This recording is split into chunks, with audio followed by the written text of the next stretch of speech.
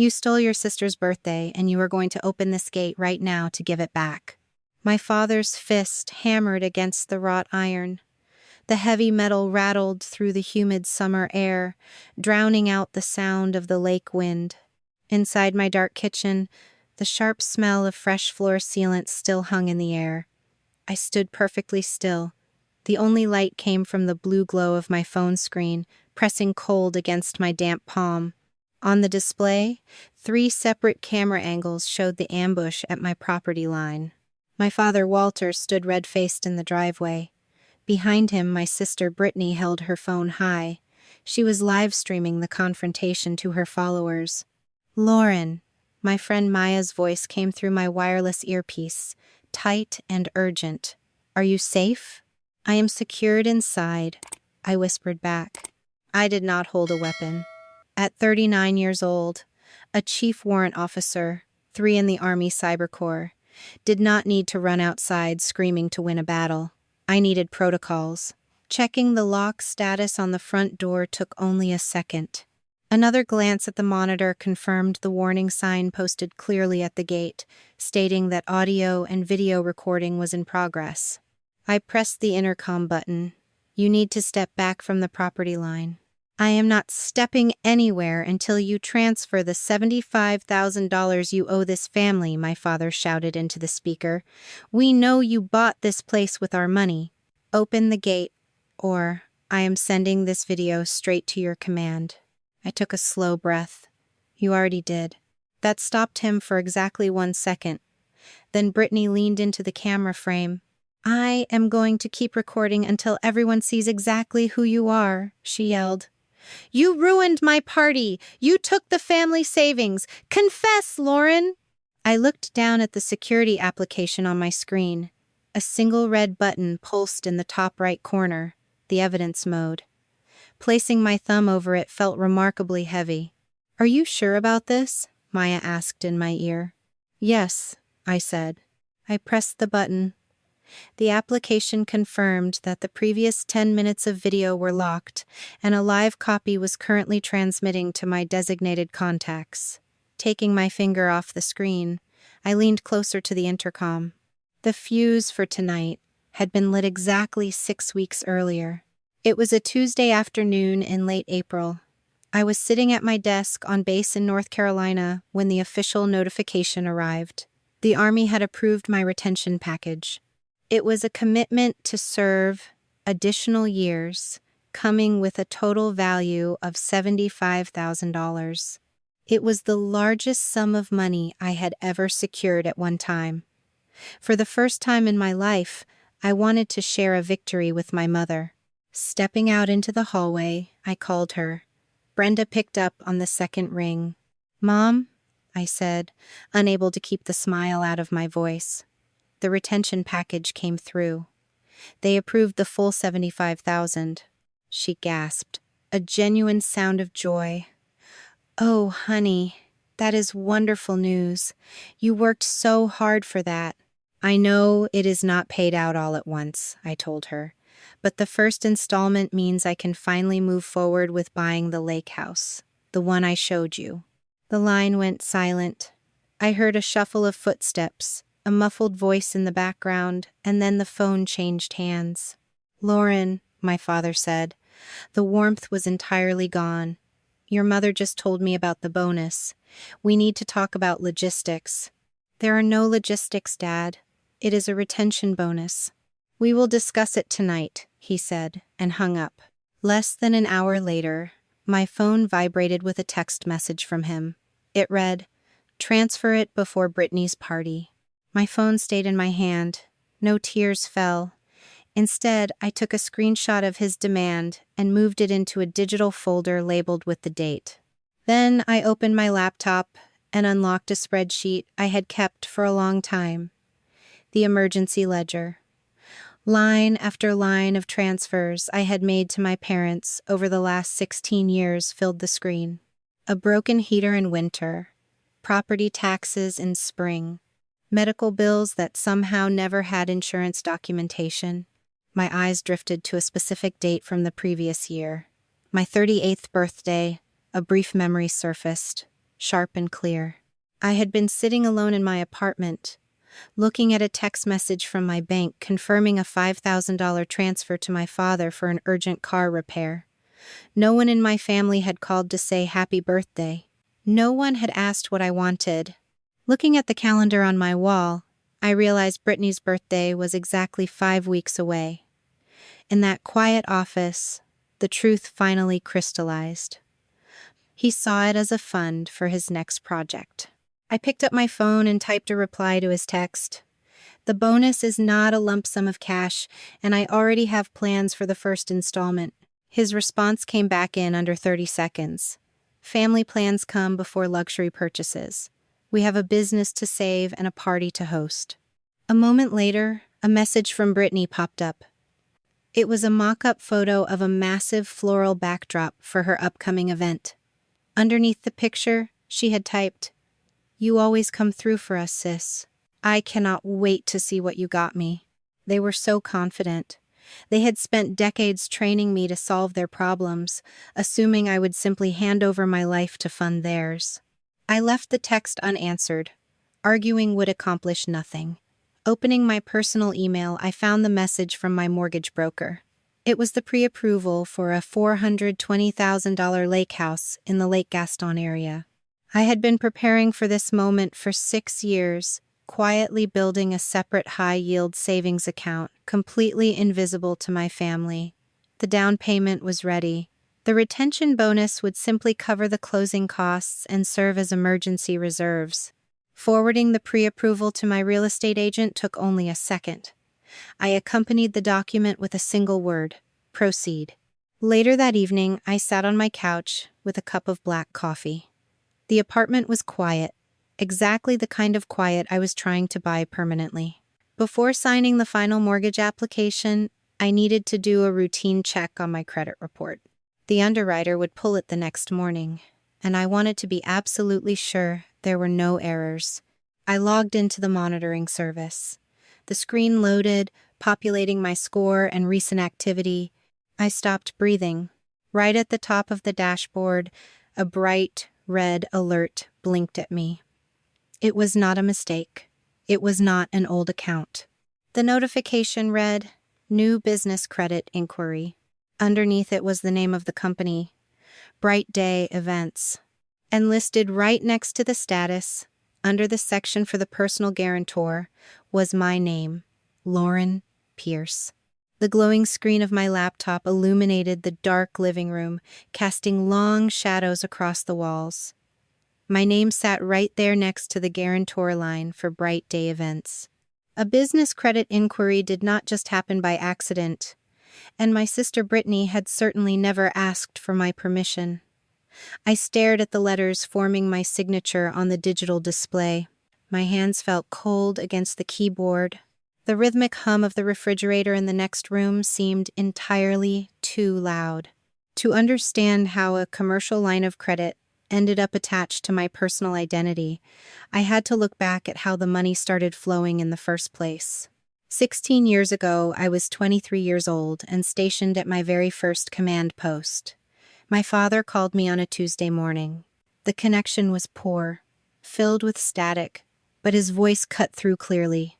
He said my mother needed surgery and the insurance company was fighting the claim. He sounded terrified, his breathing ragged over the receiver. That raw fear in his voice bypassed every logical defense I had built during my training. I walked straight to the base credit union, emptied my small savings account, and wired him the funds without a single question. 2 days later, my mother called me from her recovery bed. She cried through the phone, thanking me, calling me her guardian angel. I held on to that memory for years. It felt good to be the person who saved the day, the reliable soldier who could fix anything for her family. But the emergency never truly ended. Even after my mother fully recovered and returned to work, my father insisted the medical debt was drowning them. That single, desperate wire transfer morphed into a scheduled monthly deposit. Over time, my parents stopped calling it a loan or a temporary measure.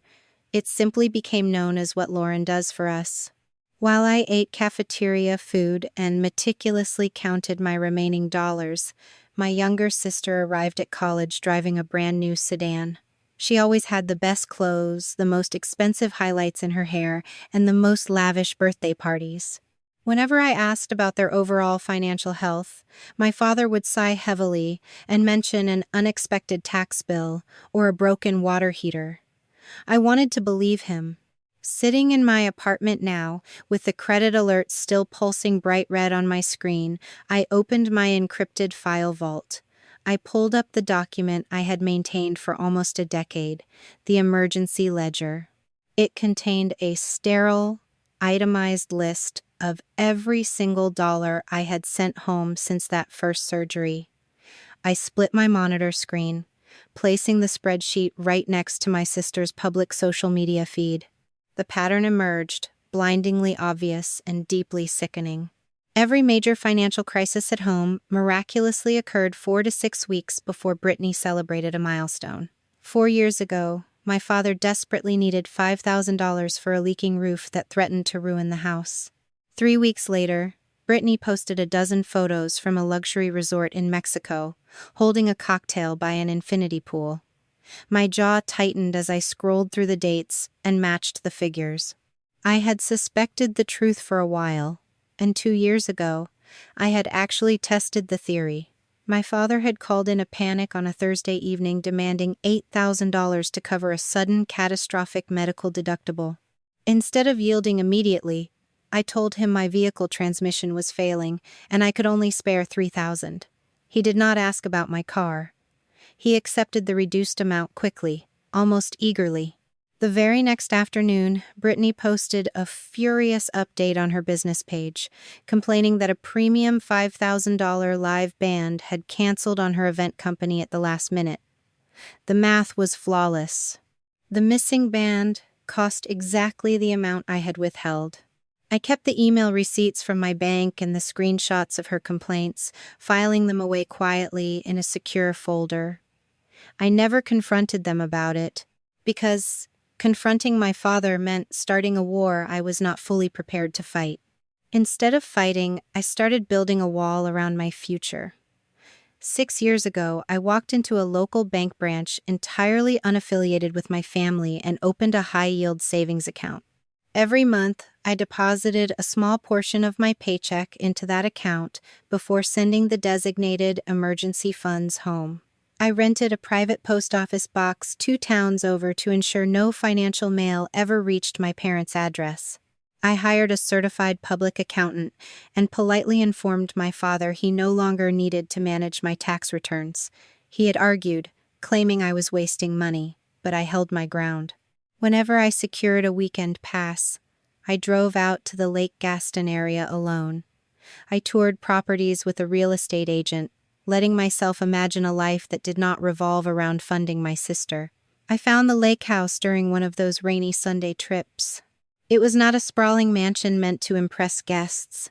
It featured a quiet reading room with large windows facing the dark water, smelling faintly of old pine and rain. It had a small wooden dock that needed serious repairs I looked forward to doing with my own hands. Most importantly, the dining space only had room for a 4-seat table. There was absolutely no space for huge family gatherings, and that was exactly how I wanted it. I began funneling every spare cent into that hidden down payment fund, watching the balance grow year after year. I closed the social media window on my laptop and walked into my small kitchen. Opening the freezer, a blast of cold air hit my face. I looked at a tiny frost-covered box tucked in the back corner behind the frozen vegetables. It held a miniature chocolate cake. I had purchased it for myself last year on my 38th birthday. I had planned a quiet dinner with Maya at a local restaurant to celebrate. Just as we sat down and ordered our drinks, my father called with another massive crisis involving my mother's prescription medication. I spent my entire evening standing in the restaurant parking lot on the phone with the bank, arranging an emergency transfer. The dinner was ruined. The cake went into the freezer the next morning. No one from my family sang to me. No one even remembered the date. I stared at the frozen frosting for a long time. Then I reached into my pocket, pulled out my phone, and opened my banking application. I found the recurring monthly transfer scheduled to hit my parents' account the following week. I pressed delete. The application asked for confirmation. I clicked yes, severing the financial lifeline they had relied on for 16 years. My phone felt unnaturally light in my hand after the deletion. I needed to know exactly how much my mother understood about the situation before I proceeded. Dialing her number, I paced the length of my kitchen. I waited through 4 rings before she finally answered. Her voice sounded soft, layered with the noise of a television game show playing in the background. I asked her directly if the car repair money from last month had actually gone to the mechanic. She hesitated. The television volume suddenly muted, leaving a heavy silence on the line. She told me my father handled all the financial paperwork and she did not ask questions. I gripped the edge of the kitchen counter, my knuckles turning white. I asked her, point blank, how much of my money had gone to fund my sister's event business over the years. The silence stretched out between us, thick and suffocating. I could hear her shallow breathing over the receiver. When she finally spoke, her voice trembled slightly, lacking any real conviction. She said it kept the peace, and that I had to understand how difficult my father could be when Brittany was upset. She knew. My mother might not have orchestrated the elaborate lies, but she had stood by and watched them happen. She chose the comfort of a quiet house over the protection of her oldest daughter. I told her I had to go and ended the call before she could offer another empty excuse. Returning to my laptop, I sat back down in the glow of the screen. I needed to see the full, unfiltered extent of the damage. The initial alert only showed a recent inquiry, but credit reports always held deeper secrets for those who knew where to look. I clicked through the security prompts on the monitoring website, requesting the full, detailed history from all 3 major bureaus. The loading icon spun for several agonizing seconds. The page refreshed, displaying pages of data. I scrolled past my clean auto loan and my flawless, on-time payment history. Then I found the commercial credit section at the very bottom. My breath caught in my throat, scraping against my windpipe. This was not just a recent, failed attempt to get a business loan. According to the official lender record, the business line of credit for Bright Day Events had existed for nearly 3 years. It carried an active, outstanding balance of over $60,000. And right there, documented in black and white, my name was listed as the sole personal guarantor. $60,000 filled the commercial credit section. The balance was not a warning. It was an active threat attached to my name. Panic would only help the people who had created it. Instead of clicking the contact number listed on the suspicious alert, I opened a new browser tab. Fraudsters frequently planted fake contact information on credit inquiries to intercept victims and stall their investigations. I located the official website for the lending institution and dialed the primary fraud hotline. Automated hold music played for 12 minutes before a human voice finally broke the silence. Fraud investigations, Noah Kim speaking. How can I help you tonight? My name is Lauren Pierce, I said, keeping my voice low and steady. I am calling to report an unauthorized business line of credit opened under my Social Security number, issued to an entity called Bright Day Events.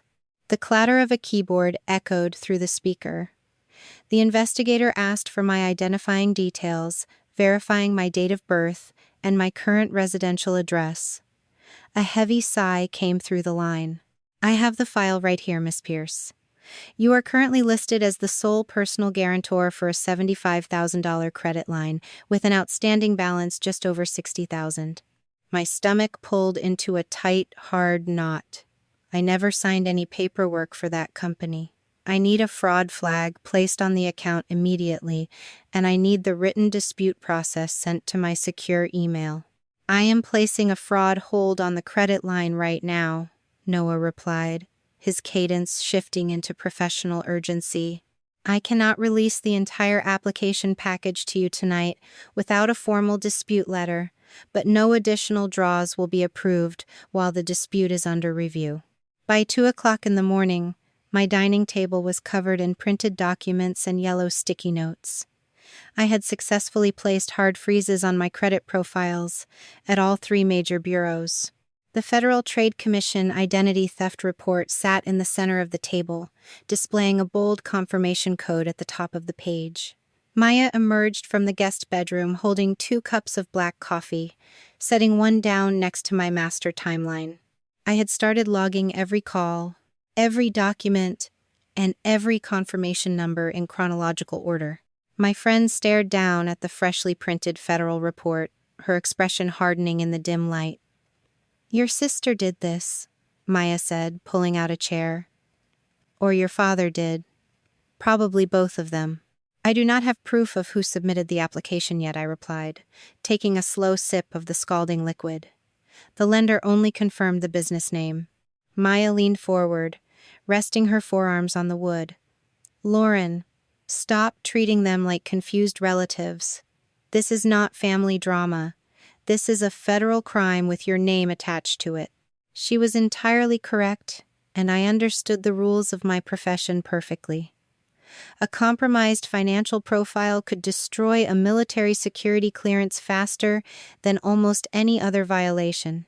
I had to build a firewall before my family could burn my career to the ground.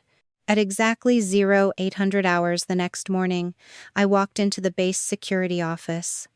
The air conditioning hummed relentlessly in the cold, sterile room. Captain Elise Morgan sat behind a spotless metal desk. She was the security manager for our unit, known for her ruthless efficiency and a complete lack of sentimentality. That was exactly what I needed. I placed a manila folder onto her desk.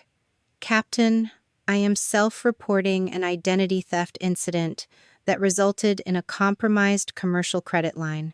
Captain Morgan opened the folder. Her eyes scanned the federal report, the credit freeze confirmations, and my detailed summary memo. She offered no words of pity. She simply pulled a fresh pen from a cup and started taking notes. "Have you confronted the individuals involved?" the captain asked, looking up from the paper. "No, Captain. I am following legal counsel and securing the documentation first." She nodded, her posture remaining rigid. "Good. Do not attempt to investigate this using any military assets or cyber tools. That will end your career instantly. Because you walked in here voluntarily before any red flags hit our continuous monitoring system, your clearance remains active pending review. Keep me updated on every piece of paper you receive." Walking out of her office, the pressure in my chest eased slightly. The system demanded transparency, and I had just secured my first layer of institutional armor. My next stop was a civilian office complex, 20 miles away from the base. Dana Holt practiced civil litigation with a deep specialty in consumer protection and fraud. The attorney sat across from me in a leather chair, reviewing the exact same folder I had handed to the captain. The smell of old paper and bitter espresso filled her office. "We need to establish a flawless chain of custody," Dana explained, typing rapidly on her computer. "I am sending a formal preservation letter to the lender and to Bright Day Events. This legally compels them to save every email, every internet protocol log, and every signature timestamp related to this loan." "Will the lender provide the original application?" I asked. Dana stopped typing and looked at me over her glasses. "They will, but we have to be patient. In the meantime, I need you to think very carefully. Who has ever had access to your old tax documents or your social security card?" The question hit me like a physical blow. A specific memory surfaced, bringing a wave of nausea with it. 5 years ago, I had needed to verify my past income for a military housing application while deployed overseas. Sitting in my car in the law office parking lot, I opened the search bar on my secure email server. I typed the word taxes and scrolled back through 5 years of history. The message appeared near the bottom of the results list. It was an email I had sent directly to my mother.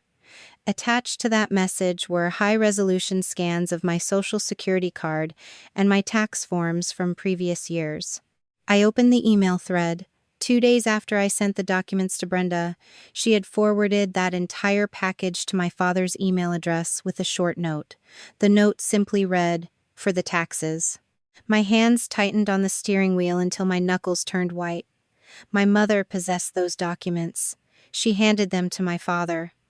Either one of them could have easily passed those files to Brittany. I wanted to call my mother right then, to scream into the phone and demand an explanation. But Dana had issued strict orders to avoid confrontation until we held the complete file from the lender. I took a deep breath, downloaded the entire email metadata to an encrypted drive, and started the engine. The pressure from home escalated rapidly over the next few days. My phone vibrated constantly on my desk. Brittany left a voice message on Thursday afternoon, her tone dripping with passive-aggressive sweetness. "Lauren, the venue needs the final deposit tomorrow," my sister said, sighing heavily into the microphone. "It is not like you have kids to feed or a mortgage to pay. What else do you even need all that money for? Just transfer the bonus so Dad can stop stressing." I did not reply. I saved the audio file into the master timeline folder. 3 hours later, my father called. I let it go to voicemail. He left a clipped, authoritative message. "Lauren, you are ignoring your sister. I need that transfer completed before Friday. We have an annual review coming up with the bank, and the account needs to show liquidity. Call me back immediately." The phrase "annual review" echoed in my quiet apartment. He was talking about the fraudulent lender. He was actively managing a loan under my name, and he needed my money to keep that account in good standing. On Friday morning, Noah Kim sent a secure message containing a heavily redacted portable document format file. It was the preliminary audit sheet from the lender. I opened the document, my eyes tracking across the columns of data. The primary contact email listed on the application looked identical to my real email at first glance, but a closer inspection revealed a crucial difference. The letter L in my last name had been replaced by the number 1. The contact phone number ended in 4 digits I had never seen before. The registered business address belonged to the office space Bright Day Events currently leased. Then I scrolled down to the payment ledger. Noah had included the last 12 months of payment history to prove the account was active. The lender required a minimum payment of $800 on the 15th of every month. I opened my emergency ledger on the other half of the screen. I started matching the dates. Every single month, usually around the 12th, my father would send a text message regarding an unexpected utility bill or a minor car repair that cost exactly $800. I would transfer the funds into the family account. 3 days later, that exact amount would leave the lender payment portal to satisfy the minimum requirement on the fraudulent commercial credit line. The pieces snapped together, cold and undeniable. The loan did not just carry my name. My family had been using my own money, disguised as emergency relief, to make the monthly minimums on a debt they stole my identity to create. They were forcing me to finance my own financial destruction. I reached for my phone to call Dana, but the screen illuminated before my fingers brushed the glass. The caller identification showed the fraud department number. "Miss Pierce," Noah said the moment I answered. His professional calm was gone, replaced by a tense urgency. "Are you currently logged into your email account?" "Yes," I replied, standing up from my chair. "Why?" "Because our department just received an email from the contact address on the loan file," the investigator said, the clatter of his keyboard coming through the line. "The message is signed with your name. It claims the fraud complaint was just a misunderstanding between family members, and it formally requests that we close the investigation immediately." Someone was watching the account. Someone knew the walls were closing in, and they were actively trying to shut down the alarm system. "Do not close anything," I told him, my voice dropping to a hard whisper. "That was not me. Noah paused. I know. The Internet Protocol address on the cancellation request does not match your military base. It originated from a residential network in Raleigh. That was exactly the city where my father lived. They were not just stealing from me anymore. They were actively fighting back. The Internet Protocol address originated from a residential network in Raleigh. Noah's words from the previous night still rang in my ears as I sat in Dana Holt's office the next morning. My attorney typed out another preservation demand, her nails clicking sharply against the keyboard. We are asking the lender to secure the access logs in the email headers, Dana explained, not looking up from her monitor. Do not try to access that fake account yourself. Using military training to trace a civilian network will hand your family the exact ammunition they need. Following her advice required every ounce of discipline I possessed. My fingers ached to run a basic diagnostic on that address. Instead, I nodded, accepting the legal boundary. A residential connection in my father's city narrowed the suspect list, but it did not provide the absolute proof required for a federal indictment. We needed the lender to complete their internal audit. Time was a luxury I no longer had. My cell phone vibrated against the leather armrest of my chair. It was an email from my mortgage underwriter. My chest tightened as I read the subject line. The underwriter had pulled my final credit report ahead of the lake house closing. The disputed commercial loan had surfaced, sitting right next to my clean financial history like a toxic spill. A secondary underwriter was now requesting an immediate explanation for the $60,000 balance tied to my Social Security number. 6 years of careful planning threatened to collapse because my father needed to fund a party business. I did not panic. Opening my secure drive, I compiled a massive response package. I attached the federal identity theft report, the fraud dispute confirmation, and 6 years of bank statements proving the origin of my down payment.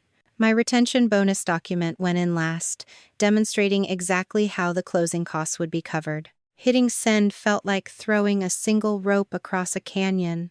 The approval took 3 agonizing days. During that waiting period, I drove out to Lake Gaston to meet my real estate agent for the final walkthrough. The air out by the water smelled of wet pine needles and impending summer rain. Walking through the empty rooms, my boots echoed loudly against the scuffed hardwood floors. The house was not a mansion. It needed a new roof within 5 years, and the wooden dock leaning over the dark water required immediate structural repair. None of that mattered. I unspooled a measuring tape across the small dining area, confirming it would only hold a 4-seat table. A shadow moved across the front porch, accompanied by a polite knock. An older woman with silver hair stood in the doorway holding a plastic container. Evelyn Carter introduced herself as my new neighbor. She did not know my military rank, and she certainly did not know my family history. "I saw the real estate sign come down," Evelyn said, handing me a batch of warm cookies. "Are you planning to host large gatherings out here? Most people buy these properties for the summer crowds." "No," I answered, accepting the container. "Just me." She smiled warmly. "Well, the reading room gets the best morning light. What kind of coffee do you like?" For a moment, I simply stared at her. No one had asked me what I liked in over a decade. I gazed shawl, and for the first time in 16 years, I felt a genuine sense of anticipation for the future. That peace lasted exactly until I started the drive back to the military base. My phone rang over the vehicle speakers. My father's name illuminated the dashboard. "Your mother's car broke down," Walter announced without a greeting. "The mechanic says the transmission is failing. We need $2,000 transferred by this afternoon." A week ago, I would have pulled onto the shoulder and opened my banking application. Today, I kept driving. I asked for the name of the repair shop. "Why do you need the shop name?" he snapped, his voice rising in pitch. "The car is broken. Send the money." "Give me the name of the garage, Dad." He muttered a curse and provided the name of a local mechanic in Raleigh. I disconnected the call. Pulling into a gas station, I dialed the shop directly. a tired-sounding service manager answered. I inquired about Brenda Pierce's vehicle, explaining I was her daughter helping with the bill. The manager sighed. It is a minor sensor issue, ma'am. Total cost is roughly $300, and her extended warranty covers most of it. Your father already picked the car up an hour ago. My grip on the steering wheel tightened until my knuckles ached. He had invented a crisis to extract cash, likely trying to scrape together another payment for the fraudulent loan. I called my father back. The garage said the repair was $300 and covered by warranty. Dead silence stretched across the connection. Then he hung up. He did not apologize. He simply pivoted his strategy. 2 days later, I decided to run a specific test to see exactly how information flowed through my family. I called my mother and mentioned, very casually, that the military retention bonus might be delayed until late next month due to administrative errors. It was a complete fabrication. Less than 2 hours after that conversation, a text message arrived from Walter. If the Army is withholding your pay, you need to call your commanding officer. That money needs to clear before your sister's party next weekend. We are depending on it. I captured the screenshot and filed it into my master timeline. My mother was not the mastermind, but she was an active informant. Her phone was either monitored or she willingly handed over every piece of data my father requested. Either way, the perimeter of my trust shrank to zero. The following Tuesday was closing day. Dana Holt reviewed the final settlement statement with clinical precision, ensuring every dollar of my down payment was legally insulated. The funds originated exclusively from my private savings, leaving absolutely no room for anyone to claim the property was purchased with family money. I signed my name 32 times. The escrow officer handed me a single brass key. Driving back to the lake house that evening, I walked inside and locked the door behind me. The rooms were completely dark. Standing in the center of the kitchen, staring at the empty space where my small table would go, a sudden wave of exhaustion hit me. I leaned against the counter and let out a short, ragged breath. It was not a victory cry. It was the crushing relief of finally owning a space that my father could not access and my sister could not claim. They discovered the house 3 days later. My real estate agent had posted a congratulatory photo on her business page. The image only showed the exterior of the house and my first name, but that was enough. Walter used the public county property records to hunt down the exact address. The drive from their suburb in Raleigh to Lake Gaston took nearly 2 hours, but distance had never stopped their entitlement. My phone vibrated violently on my desk at the base. A new image popped up in the family group chat. Brittany had taken the realtor's photo and posted it for everyone to see. Underneath the picture, my father sent a single message. So that is where our money went. Cousins and aunts began replying with question marks and shocked emojis. Brittany added a crying face, typing a long paragraph about how they were struggling to keep the family business afloat while I secretly bought luxury real estate. I did not type a single word in defense.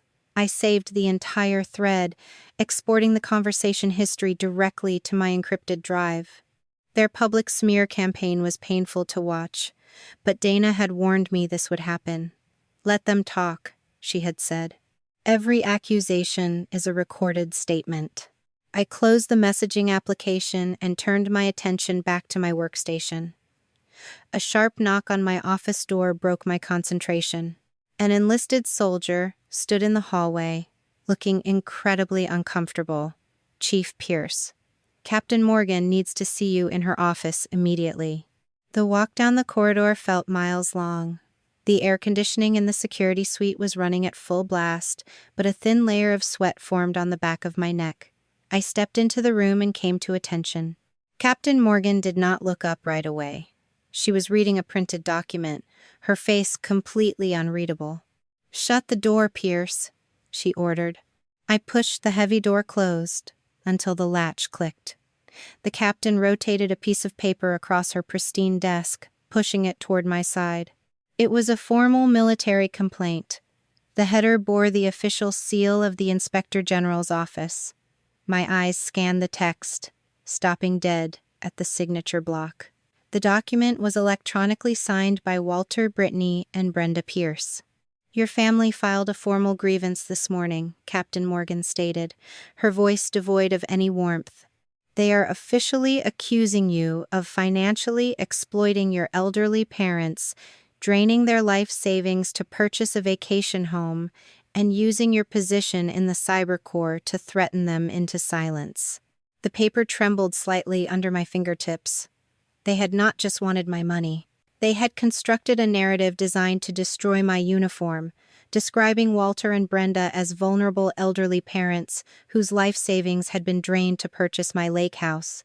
Attached to the digital file was an audio clip. Captain Morgan clicked the play icon on her computer.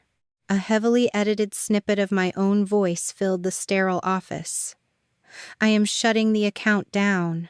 That was it. The recording cut off immediately after my sentence. My sister had conveniently deleted the preceding 5 minutes of the conversation, entirely omitting the part where our father demanded my retention bonus and threatened to sabotage my career. They were building a specific video narrative, curating the evidence to force my surrender. Captain Morgan stopped the playback. Her gaze dropped to a separate manila folder sitting on the corner of her desk. It was the exact file I had handed her weeks earlier. "The date on your voluntary self-report precedes this grievance by 21 days, Captain Morgan stated, tapping her pen against the wood. "You provided the Federal Trade Commission affidavit, the credit freeze confirmations, and the lender communications before your family submitted this complaint." Reaching into my duty bag, I pulled out the final piece of the puzzle. I slid the thick stack of mortgage closing documents across the table, placing them right next to my 16-year emergency ledger. The escrow paperwork clearly traced every single dollar of my down payment directly to my private savings account. Nothing came from a shared family fund. The captain reviewed the banking trails in silence. A minute passed, then another. She closed the file and looked up. "An official review is mandatory when a complaint is filed," she explained, her voice entirely neutral. "However, your transparency established a documented baseline. You will not be suspended. You remain on active duty while the inquiry proceeds." No relief washed over me. Keeping my clearance was a tactical necessity, but knowing my parents had signed their names to a document designed to destroy my livelihood left a cold, hollow space in my chest. The attack did not stay confined to military channels. By the time I returned to my apartment that evening, my phone was overwhelmed with notifications. Aunts and cousins were sending confused, angry text messages. Brittany had posted a long status update on her social media feed. The post did not name me directly, but it talked extensively about people who wear uniforms but forget the meaning of family loyalty. Maya paced back and forth across my living room rug. "Let me reply to her," my friend demanded, holding up her own phone. "I can post the vendor invoices. I can show everyone exactly where that money went." "No," I replied, setting my keys on the counter. "Responding online gives them the public fight they want. We stay silent." Maintaining that silence required strict legal parameters. I called Dana Holt the following morning to establish our rules of engagement. The attorney confirmed that North Carolina law permitted the recording of a conversation as long as one active participant consented. Because I would be a direct party to any exchange at my own property, the recording would be legally viable. "But we are not leaving any room for interpretation," Dana instructed through the phone. "You must place a clear warning sign right at the vehicle entrance. If they show up, you communicate through the intercom. No leading questions. Do not bait them into saying anything. The goal is to preserve the truth, not to manufacture a confrontation." I spent the weekend fortifying the lake house. A local security technician arrived early Saturday morning to install a comprehensive camera system around the perimeter. He mounted a heavy-duty call box at the wrought iron gate, connecting it directly to my wireless network. Standing in the driveway, the technician handed me a tablet. "The primary feature you requested is the evidence mode," he explained, pointing to a red icon on the screen. "When you press this, the system automatically locks the previous 10 minutes of footage. It continues recording for another 30 minutes, and a live copy instantly uploads to a secure cloud server." I added Maya to the emergency contact distribution list. Dana would receive access as well. Before the technician left, I secured a bright metal warning sign to the gate post. The bold letters clearly stated that audio and video recording was in progress. Anyone pulling up to the property would see it before they even opened their car door. Inside the house, I tried to focus on building a life that did not involve defense strategies. I drove into town and purchased a simple dining table. It only had 4 chairs. Setting it up near the window overlooking the water, I ran my hand over the smooth wood. Evelyn walked up my driveway later that afternoon, carrying a pair of life jackets. My neighbor asked if I wanted to join her kayaking group on the lake. My immediate instinct was to decline. For 16 years, my weekends had been reserved for solving family crises. I opened my mouth to say no, but the quiet lap of the water against my wooden dock stopped me. I looked at Evelyn and agreed to go. Spending an hour on the lake felt like breathing clean air for the first time in a decade. The peace shattered on Tuesday afternoon. My father escalated his tactics, leaving a new voicemail that crossed a dangerous line. "If that bonus money is not in the account by Friday, we are coming to collect our share," Walter warned, his voice thick with entitlement. "Brittany is bringing her camera. We will broadcast the truth right in your driveway." I forwarded the audio file to Dana and the monitoring company without a word. They were coming. They wanted to force a confession on camera to validate the story they had told the military and the lender. Right before midnight, my inbox pinged with a secure message from Noah Kim. The fraud investigator had finally received the electronic signature audit trail from the commercial lender. I opened the encrypted file and studied the data blocks. The application for the $60,000 loan had been submitted from a specific Internet Protocol address. It perfectly matched the residential network at my father's house. Walter had designed the paperwork. But the secondary verification code, the mandatory security step required to finalize the personal guarantee, had been sent to a prepaid cellular phone. I scrolled to the billing section for that specific phone number. The monthly payments for the prepaid device were processed through a corporate card belonging to Bright Day Events. My sister had provided the phone. My father had built the fake profile. The division of labor was finally clear, and they were driving straight toward my gate. The digital document glowed against the dark walls of my home office. Noah Kim remained on the secure line, his keyboard clicking steadily in the background. We were going through the audit trail line by line. "The Internet Protocol address traces directly to your parents' residential network in Raleigh," Noah explained, his tone strictly analytical. "The device fingerprint shows the application was submitted using a computer that regularly accesses the Bright Day Events administrative portal." My eyes tracked across the spreadsheet columns. "And the prepaid phone number? Funded by a corporate card belonging to your sister's company," the investigator confirmed. "They built a closed loop. The loan disbursement went straight into the Bright Day Events operating account. From there, the funds paid for venue deposits, targeted advertising, and a luxury sport utility vehicle lease. A small portion of that money funneled back into your parents' joint checking account.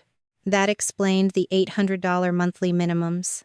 My father used my emergency transfers to pay the lender, keeping the fraudulent line of credit afloat while my sister drove a leased luxury vehicle." "Why did the account suddenly flag now?" I asked. Noah paused, the sound of rustling paper coming through the speaker. "The account fell into severe delinquency 3 months ago.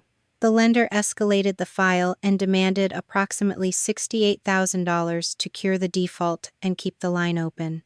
Everything snapped into sharp focus. The retention bonus my command offered totaled exactly $75,000. My father did not just want to throw a lavish birthday party. He needed my military pay to satisfy a massive commercial debt before the bank initiated legal action, leaving just enough extra cash to fund Brittany's event. I thanked Noah and disconnected the call. For a long time, I just sat in the dark. Having the data was not the same as holding a completed legal file. To keep them from destroying more evidence before the lender finished the investigation, I had to play the role of the confused daughter. Picking up my phone, I dialed my father. He answered on the first ring. "Are you finally ready to transfer the money?" Walter demanded. "I am looking at a credit alert," I said, keeping my voice small and uncertain. "Why is Brittany's business connected to my credit report?" A sharp intake of breath echoed over the receiver. "It is just a system error," the man who had stolen my identity replied smoothly. "Do not make a big deal out of nothing, Lauren. The bank makes administrative mistakes all the time." "But there is a balance," I pressed, forcing my hand to relax its grip on the phone. "They said something about a default." "You do not understand how corporate finance works," Walter snapped. "The lender only needs one payment right now to keep the account current. Just send the bonus, and I will clear up the paperwork error on Monday." He had just admitted to knowing the payment schedule of a loan he supposedly had no part in creating. I did not confront him with that fact. I simply told him I needed to check my bank limits and hung up the phone. 10 minutes later, a text message arrived from Brittany. It was a scanned photograph from our childhood. In the picture, I was 10 years old, holding my toddler sister on my lap. Below the image, she had typed a long message. "You promised to always protect me. This party is the only chance to save my business and the family reputation. Please do not ruin this for us." My chest tightened. Looking at that old photograph, a ghost of my former guilt flared up. I remembered being that little girl, believing my entire worth depended on keeping everyone else happy. Maya walked into the room and looked over my shoulder. "The sister in that picture does not exist anymore," my friend noted quietly. "The woman sending that message is currently driving a leased vehicle paid for with your stolen Social Security number." The guilt vanished, instantly replaced by a hot surge of anger. Without thinking, I typed a response to my sister. "Did you or Dad set up the fake email address for the bank application?" I hit send. The moment the message delivered, my stomach dropped. I had pushed too hard. Less than 5 minutes passed before a notification popped up on my laptop. The monitoring service flagged a change. The fake email account associated with the loan had just been permanently deleted. I cursed out loud, pressing the heels of my hands against my eyes. My anger had caused a direct loss of evidence. I immediately called Dana Holt and confessed the mistake. "Take a breath, Lauren," the attorney instructed, her voice calm and steady. "The preservation letter we sent legally bound the lender and the internet service provider to freeze those server logs 3 days ago. They can delete the inbox on their end, but the data is already preserved in the corporate archive. Just do not contact them again." Her reassurance settled my racing pulse, but the mistake served as a harsh reminder. I was dealing with desperate people who knew they were losing control. The house grew completely silent as midnight approached. I was preparing to shut down my computer when my phone illuminated again. This time, the caller identification showed my mother's number. I answered cautiously. "Mom?" Brenda was crying. The sound of her weeping was loud and unfiltered, accompanied by the heavy thud of footsteps pacing in the background of her house. "Lauren, your father is losing his mind. Brittany is talking about losing her entire company. You have to fix this." "Did you know they used my name, Mom?" I asked, refusing to soften my tone. "No," the woman who raised me sobbed. "I swear I did not know about the name. But your father told me he handled some paperwork to help your sister qualify for an expansion. I thought he was just co-signing." She stopped talking, waiting for me to absolve her. When I offered nothing but silence, her voice turned desperate. "Just pay the bank, Lauren. Please. Pay the balance, and we can sort out the details later. Do not let them take your sister's business away." My mother had reached a crossroads, and she was choosing to protect the system that exploited me rather than the daughter who was actively being victimized. I told her I could not help them and terminated the call. I walked into the kitchen to pour a glass of water. Before I could reach the sink, my phone buzzed with an urgent, automated alert. The screen flashed bright yellow, displaying a notification from my security monitoring company. The perimeter cameras at the gate had just activated. A vehicle registered to Walter Pierce had driven slowly past my property line twice in the last 10 minutes. They did not have my exact address before today, but my father had found it, and the digital war was finally spilling over into the physical world. The yellow alert on my phone screen pulsed twice before fading into the dark. My father's vehicle had just passed my property line. Forwarding the license plate capture to the security monitoring company took only seconds, my fingers moving with mechanical precision. Dialing the local police precinct took even less time. The night dispatcher listened patiently as I explained the situation, her rapid typing audible over the line. She clarified that driving on a public road outside my gate did not constitute a crime. Unless the driver attempted to breach the fence or made a direct physical threat, law enforcement could only log the information and promise extra patrols in the area. Dana Holt called 5 minutes later. The attorney sounded unusually tense, strongly suggesting I pack a bag and spend the night at a hotel. That was the logical choice. Running away would de-escalate the immediate physical danger and remove any chance of a confrontation. But as I walked through my kitchen, my hand brushed against the raw wood of my new dining table.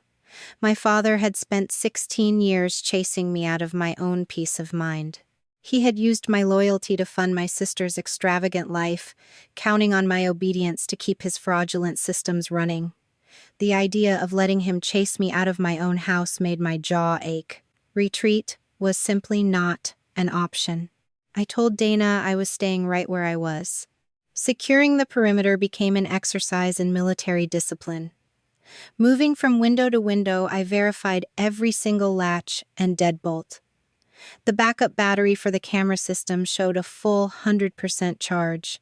Approaching the front door, I pushed a heavy decorative vase away from the entryway to ensure my path remained clear. I did not own a firearm, and I deliberately kept away from anything in the kitchen that could be construed as a weapon. Escalating to violence would give my family exactly the kind of chaotic victimhood narrative they desperately wanted. Maya stayed on an open audio connection with me. We quickly established a simple code word. If I said the word schedule during any part of the evening, she would bypass the local precinct and immediately call the state troopers to report a home invasion. Before setting the phone on the kitchen counter, I opened the security application. My thumb navigated to the evidence mode contact list, adding Dana alongside Maya. The digital trap was fully armed and waiting. A soft knock at the kitchen door made my shoulders stiffen. Checking the side camera, the tension slowly drained out of my neck. It was not my family. Evelyn Carter stood on my porch, holding a covered glass dish. I unlocked the door and stepped out into the humid evening air. The older woman handed me the warm container, and the rich smell of baked apples and cinnamon drifted upward, contrasting sharply with the sterile smell of my floor sealant. "I know you have a birthday in the family this weekend," my neighbor said, adjusting her sweater against the mild lake breeze. "Are you expecting a large crowd tonight?" "The birthday belongs to my sister," I replied, taking the heavy dish with both hands. "Not me. And they are not invited." Evelyn looked at me closely. Those perceptive eyes seemed to catalog the tight muscles in my jaw and the rigid posture of my spine. "You know, Lauren, every time we speak, you only mention dates that matter to other people. You never talk about your own celebrations." My throat felt incredibly tight, making it impossible to answer right away. A house does not need a dozen people inside to be a home, Evelyn added gently, offering a small, understanding smile. Sometimes 4 chairs are exactly enough. She walked back to her own property, her footsteps fading into the chirping of evening cicadas. The contrast between my neighbor's simple kindness and my family's relentless demands felt jarring. I closed the door, savoring the profound sense of quiet. However, that quiet did not last long. Exactly 1 hour later, the financial trap Noah Kim had finalized at the lending institution finally snapped shut. My phone vibrated violently against the granite counter. A barrage of text messages flooded the screen. Brittany was in a state of absolute panic. The venue coordinator had just run her corporate card for the final catering deposit, and the transaction had been declined. The lender had placed a fraud hold on the commercial credit line, blocking new draws and declining any transaction that depended on that line. My father had attempted to use his personal credit cards to cover the massive deficit. Those transactions were either maxed out or blocked by the same fraud algorithms monitoring his network. The luxury birthday party was actively collapsing in real time, guests likely standing around waiting for food and entertainment that would never materialize. My sister called. I let the phone ring until it went to voicemail. She left a recording consisting of pure, unfiltered rage. Her voice cracked as she screamed into the microphone, accusing me of sabotaging her entire life out of pure jealousy. The woman weeping on the audio file did not mention the stolen social security number or the forged signature. She only cared that the champagne wall would not be delivered and her social image was ruined. 30 minutes passed in heavy silence. Then my mother called. This time, I picked up the line. "They are coming," Brenda whispered rapidly. The unmistakable sound of a car engine idling vibrated in the background. Walter grabbed his keys. He told Brittany they are going to the lake to get the money back. My stomach clenched. "Why are you not stopping them, Mom?" "I tried," the woman who raised me pleaded, her voice trembling. "He will not listen to reason.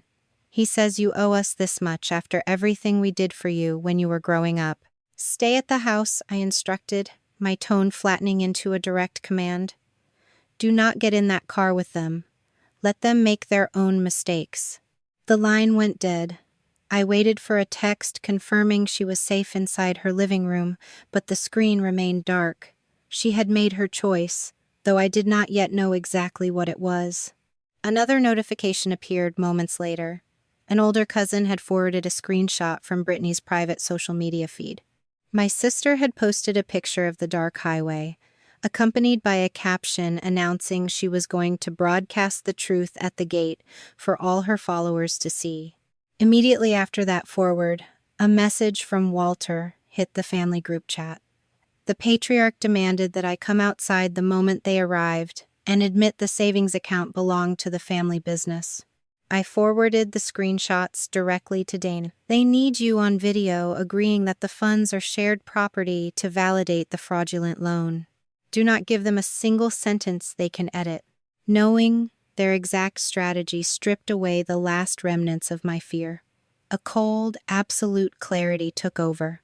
I pulled a notepad from a drawer and wrote down 4 short, precise questions. I would not argue about the past. I would not defend my military career. I would simply ask the questions and let their own arrogance fill the silence.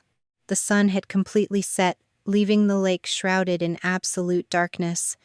I placed my phone on an adjustable stand on the kitchen island, pointing the screen toward me so I could monitor the 3 security camera feeds simultaneously. Looking around the room, my eyes settled on the small dining table. The wood gleamed under the overhead lights.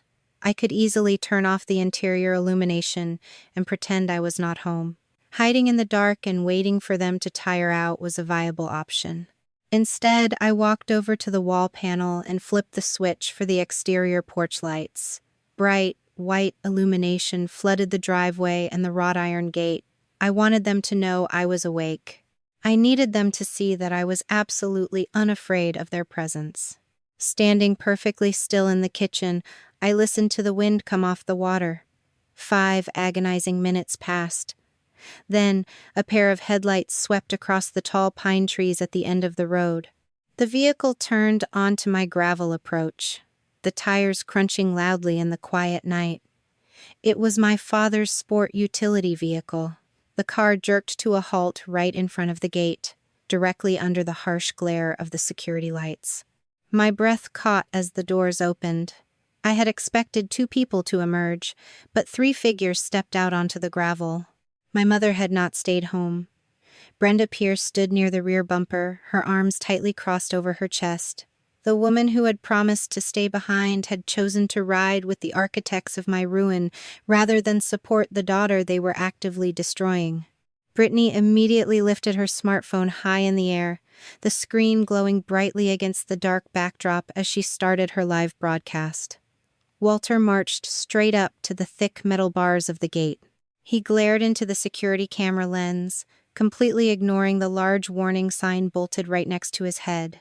"Tonight," my father growled, his voice carrying over the night air with absolute certainty, "she gives back exactly what she stole." The wrought iron gate vibrated as Walter gripped the bars, shaking them with rhythmic intensity. Brittany stood 10 feet behind him, her arm extended, holding her phone steady to ensure the live broadcast caught every second of the confrontation.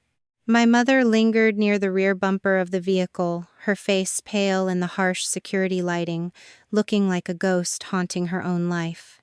I stood inside my darkened kitchen, the blue light from the security application washing over my face. I could hear their voices through the intercom, sounding thin and tinny against the ambient noise of the lake. "Lauren," my father shouted at the metal gate, "I know you are in there. Open this right now."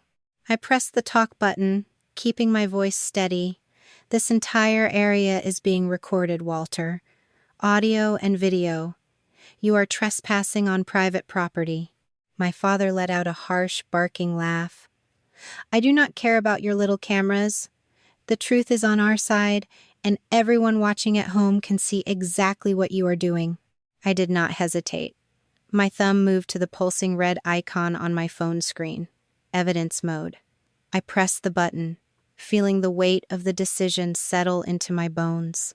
The application instantly locked the preceding 10 minutes of footage and triggered a live encrypted upload to my secure cloud server. Maya's phone in the city would be vibrating right now, confirming receipt of the data. Dana would have her notification within seconds. I was no longer just protecting myself. I was building the permanent record that would eventually finish this. "We are here for the family money," Brittany chimed in, stepping closer to the camera. "You took $75,000 from the retention bonus, and you spent it on this house. We are staying until you transfer it back." I watched them on the 3 screens. They were doing exactly what I needed them to do. They were not screaming random insults. They were methodically outlining the narrative of their fraud, firmly believing that public shaming would force me into compliance. "Why is my name on your business loan, Brittany?" I asked through the speaker, my voice calm enough to sound almost curious. My sister blinked, clearly thrown off by the directness of the question. "What loan? You know perfectly well that we have always shared access to the family accounts. You agreed to help us with the business months ago." "I never signed any guarantee," I said. "Did you?" "Dad handled the application because you were deployed," Brittany said, her voice rising in frustration. "You gave us access to your documents years ago. You knew the business needed a guarantor to get the line of credit approved. You are just trying to back out now because you found this house." Walter stepped into the frame, his face darkening. "The transfers you sent us every single month were your way of paying your share. You were the guarantor. We used your money to pay the bank installments because that was your obligation as a member of this family." Every word he spoke reinforced the fraudulent nature of the loan. He was publicly asserting that unauthorized transfers constituted legal authorization. He was effectively testifying against himself. "Why is my name appearing on an official business guarantee if I never signed anything?" I asked again, focusing on the camera lens to ensure the audio quality remained crisp. "Because we needed a name," Walter roared, his hands slamming against the gate. "And your credit was the only one that could qualify us for the expansion. You owed us that support after everything your mother and I sacrificed for you. You were always going to be the guarantor. It was just a technicality." Behind him, Brenda stiffened. She finally looked at the warning sign bolted to the gate, then back at her husband. She took a slow, deliberate step away from Walter, her hand coming up to cover her mouth. She had known about the technicality. She had heard him say it out loud, in public, in front of a live digital audience. "I never authorized this," I stated firmly. "This is identity theft." "It is family business!" Brittany screamed, pointing her phone at the house. "You are just jealous that we finally built something successful while you were off playing soldier." "You are going to transfer the money, Lauren, or we are going to make sure your commanding officer knows you are a thief who hides behind a gate. The complaint you filed with the Inspector General was intended to force this payment, was it not?" I asked. Walter did not even pause. "Yes, it was. If you want your career to survive, you will pay what you owe us immediately. We have the screenshots of your bank account. We have the proof of the house purchase. You will never win this." His admission was absolute. He had publicly linked the military grievance to a financial extortion plot. I looked at the monitoring app. The local patrol had been dispatched, and the vehicle was now less than 5 minutes away. I did not need to press another button. The recording was already being backed up in 3 separate locations. I reached over to the wall panel and cut the intercom feed. The silence that followed was heavy and immediate. Walter continued to scream, but I could no longer hear him. He was shouting into a void, completely unaware that his own words had just severed the final thread holding his deception together. Brittany kept her phone high, still recording, still narrating her own downfall to a growing audience of viewers who were unknowingly witnessing a confession. I did not open the gate. I did not step onto the porch. I sat on my kitchen stool, watching them on the screens, a cold, quiet triumph blooming in my chest. Minutes later, the blue and red lights of a patrol car rounded the corner, reflecting off the surface of the lake and illuminating the trees. Walter and Brittany whipped around, the sight of the law forcing a sudden halt to their performance. They did not wait for the officer to exit his vehicle. Realizing their live stream was about to be interrupted by a police report regarding a trespass complaint, they scrambled back into their sport utility vehicle. They sped away, leaving a cloud of dust hanging in the humid air. As the patrol car slowed to a stop in front of my gate, my phone chimed. It was an incoming call from Noah Kim. "The video Dana sent is processing," the investigator said. "It corroborates several facts already documented in the audit trail, but the recording still has to be authenticated and reviewed with the full application file. Dana will send you an updated victim declaration tomorrow. Once our internal review is complete, the lender can submit a formal criminal referral for prosecutorial review." I looked at the dark driveway where they had stood only moments before. "Tell me what you need me to sign." "I will," Noah said. "Tonight, preserve everything exactly as it is." The nightmare was not over, but the machinery of the state was finally turning against the people who had used my life as their own personal bank. I watched the patrol car pull away, then turned off the exterior lights. For the first time in 16 years, I sat in my kitchen, in my house, and knew that I had finally won. The collapse of the birthday party was not marked by explosions or high drama, but by the pathetic sound of silence. When Walter and Brittany returned to their venue, the festive atmosphere had already curdled into confusion. The catering staff stood idle, their equipment unplugged, because the final payment processing had triggered an automatic fraud hold at the lending institution. The credit line was effectively dead. Without those funds, the event coordinator refused to set up the sound system or unfold the backdrop. Guests milled about the empty ballroom, sipping lukewarm water before drifting toward the exits as the reality of the situation became clear. I watched the aftermath unfold from my office miles away, though I was not there in person. I did not need to be. The digital trail provided everything. My sister's phone was still broadcasting, and the feed caught the exact moment her credit card was declined for the final catering deposit. She shrieked, blaming me for sabotaging her life, but the audience of her live stream was already turning.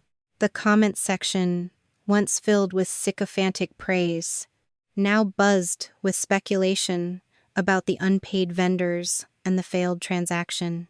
Maya sat on my sofa, pointing at the screen. You could release the video from the gate right now. You could humiliate them in front of every single person who ever looked down on you. I considered it. The files from the cloud server sat on my laptop, containing every word my father had confessed.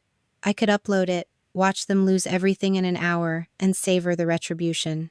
My hand hovered over the share button. Then, I looked at the legal documents piled on my desk. I thought about the months of careful, boring, exhausting work that Dana and Noah had put into building a case that would actually stand up in a courtroom. Public humiliation was a temporary fire. Criminal justice was a permanent foundation. I closed the laptop, leaving the video locked away. I had outgrown the need for an audience. I wanted them in handcuffs, not trending on a social media feed. The next few weeks were a blur of procedural exhaustion. Noah Kim worked with relentless focus, stitching together the internet protocol logs, the prepaid cellular payments, and the vendor transfers into a chain of evidence that no defense attorney could reasonably challenge.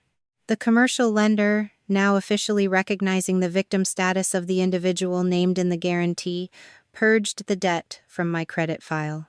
It did not vanish overnight, but the dispute process was finally moving. My mother made her final choice in early August. Walter had demanded she sign a supplemental affidavit claiming that I had staged the gate confrontation with hired actors.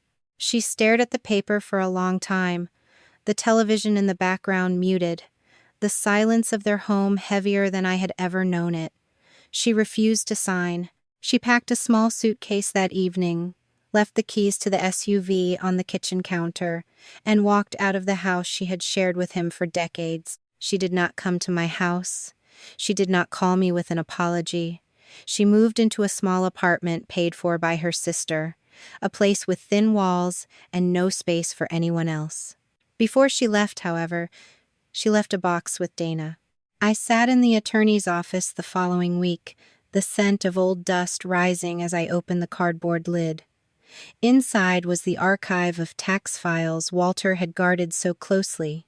At the bottom, hidden beneath a stack of irrelevant receipts, lay a single stained, sticky note written in my father's unmistakable, jagged handwriting. It listed the fake email address, the prepaid phone number, and a single damning phrase, Lauren Guarantee. It was the architect's blueprint.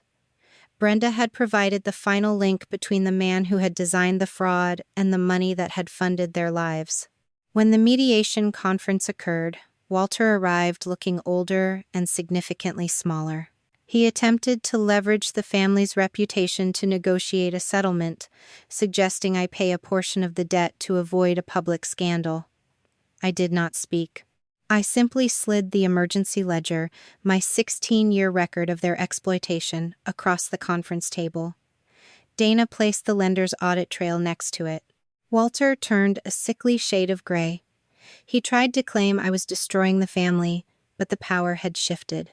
The threats of military reports and public shame were gone, replaced by the crushing weight of the evidence. The final surrender arrived months later. Neither my father nor my sister surrendered at the gate. They were brought in by warrants issued after the district attorney reviewed the criminal referral. Brittany sobbed throughout the booking process, still convinced that I would appear at the station to drop the charges. She could not comprehend that a life used for 16 years had finally reached its limit.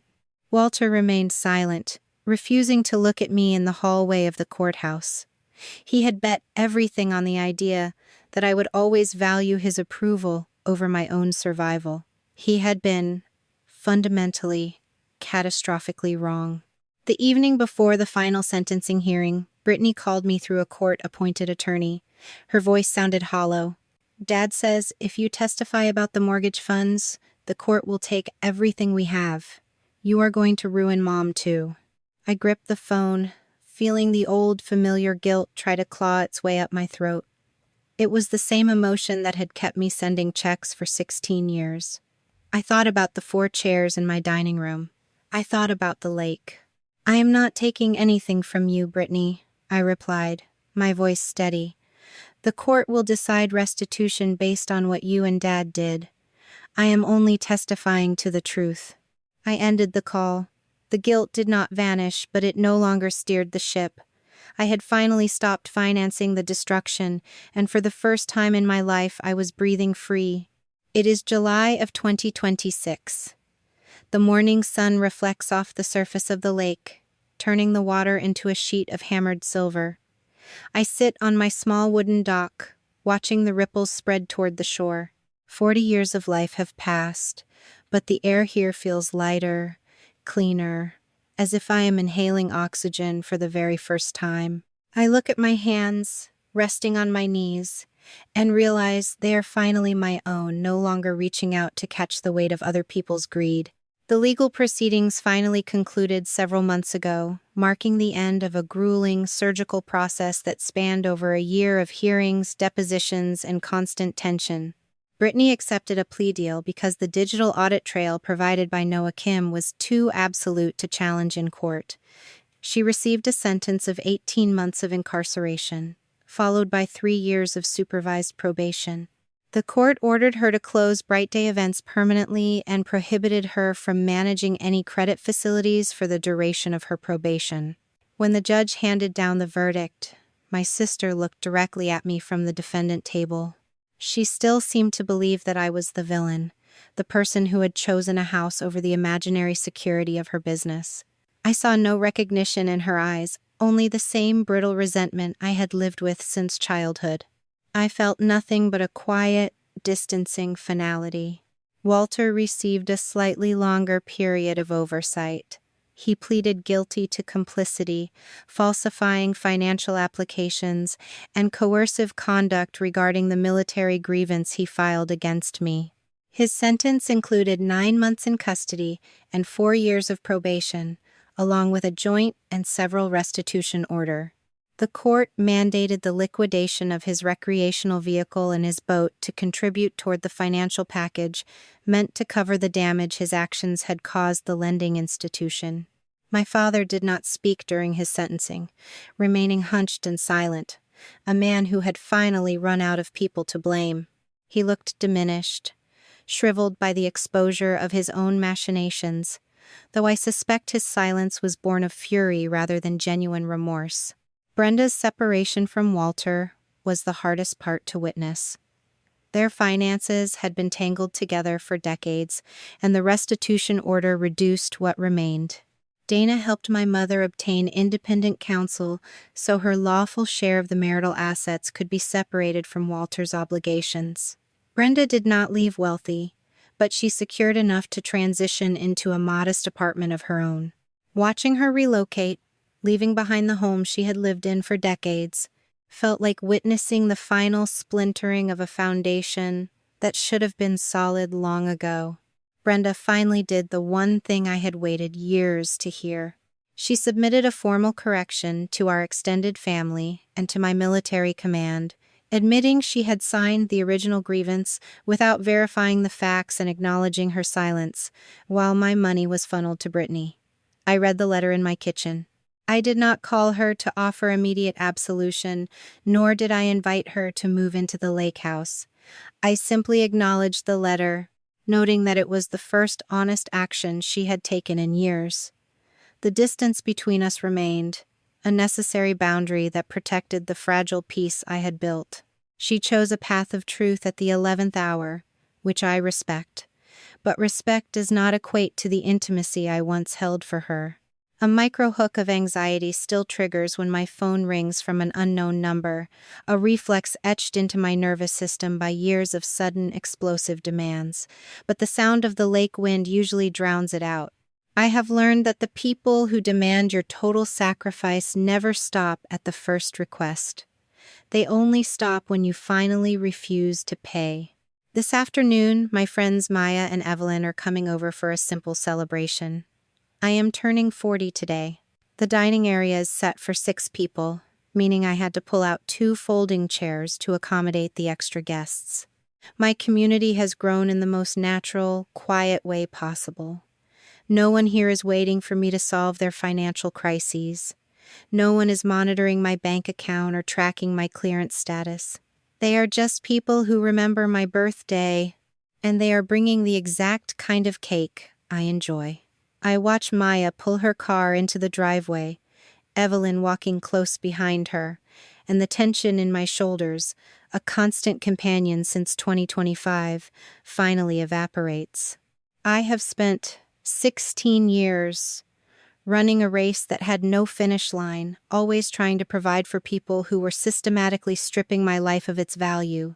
Looking at the dock, I finally recognized that the sacrifice was not a virtue. It was a cage. I have the mortgage to pay and the dock repairs to coordinate, but the work belongs to me. Every struggle now is a choice, not a debt to be collected by others. There is a deep, resonant pleasure in the mundane maintenance of this house. When I repair a leak or clear debris from the yard, I am building for myself, not merely patching holes in a sinking ship owned by someone else. My phone rests on the patio table, face down. A notification light blinks once a message from Walter, sent from the facility where he serves his time. He still writes the same accusation, repeating that I destroyed the family and that I achieved my goal by burning everything down. I do not read the text. I do not argue. I do not feel the familiar stab of guilt that once paralyzed my decisions. The words have become static, meaningless noise that holds no power over my pulse or my plans. I pick up the phone and tap the screen to clear the notification without opening the message. Silence is a profound gift. I set the device down and stand up, watching the light change on the water. The house is quiet, and for the first time in my existence, the quiet is not a sign of hiding. It is a sign of being fully, unapologetically present. There is a small sense of finality in the air, a closing of a very long, very dark chapter. I did not steal my sister's birthday, and I did not ruin the family. I simply stopped participating in the destruction they had been staging for nearly 2 decades. My sister, my father, and the complicated, suffocating expectations of my childhood are no longer the architects of my day. I walk toward the house, hearing the sound of Maya and Evelyn's voices growing closer. For the first time, I do not check the security cameras to see if they are coming to take something away from me. I look toward the door, ready to welcome friends who are coming to share in a celebration that is entirely my own. The cycle is broken. I finally stopped giving them mine. I step into the warmth of the kitchen, the scent of cinnamon and apples from Evelyn's gift filling the room. Maya laughs at something Evelyn says, and the sound is bright, genuine, and completely free of the jagged edges that characterized every family gathering of my past. I have no more secrets to protect, and no more money to hide. I have 40 years of experience, a house by the water, and the knowledge that I survived the people who swore to love me. As I reach for the plates, I feel a profound, steady grounding beneath my feet. This is my life. It is not a large life, nor is it a complicated one, but it is a life constructed by my own hands, and for the first time, it is enough. I take a deep breath, push open the door, and step fully into the afternoon, leaving the shadows of the past where they belong, out on the dark surface of the lake. You have spent years carrying the weight of people who never learned to hold their own, and in doing so, you have forgotten that your purpose was never to be their foundation. It is a common, silent trap for so many of us, particularly women taught that love is measured by how much of ourselves we can sacrifice without complaint. You look at the destruction left behind and wonder if you could have done more. But the truth you need to accept is that you cannot set yourself on fire to keep others warm when they are the ones holding the match. Boundaries are not an act of hostility. They are the necessary architecture of self-respect. When you choose to protect your own future, your own peace, and your own hard-earned resources, you are not failing your family. You are finally, after decades of silence, choosing to value the person you were always meant to be. The lesson here is not that you must stop loving your family, but that you must learn to distinguish between love and exploitation. Real love does not demand that you erase your own identity, nor does it ask you to finance the very behavior that keeps you small. If you find that your relationship with a loved one is built entirely on your ability to fix their messes, to cover their debts, or to swallow your own needs to preserve a facade of harmony, then you are not in a partnership. You are in a hostage situation. It takes immense courage to walk away from the people who raised you when they refuse to respect the person you have become. You have to understand that your value is not tied to your utility. You are not a bank. You are not a project manager for their mistakes, and you are certainly not the designated scapegoat for their failures. Look at your own life and ask yourself where you have been subsidizing someone else's dysfunction. Where have you been paying the toll for someone else's lack of discipline, telling yourself that you are being supportive when you are actually just being convenient? It is a painful realization, but the sooner you strip away the comforting lies, the sooner you can reclaim your resources. You do not need their permission to be independent. You do not need their validation to be successful. When you start setting limits, the people who were used to consuming your life will naturally fight back, labeling you as selfish, cold, or disloyal. Let them use those words. Those labels are just their way of trying to regain the control they once had over your choices. If someone's love for you is conditional upon your ability to be exploited, then their love is not worth the price of your survival. Healing does not come from waiting for them to apologize or waiting for them to finally understand why you had to leave. Healing comes from the moment you stop waiting altogether.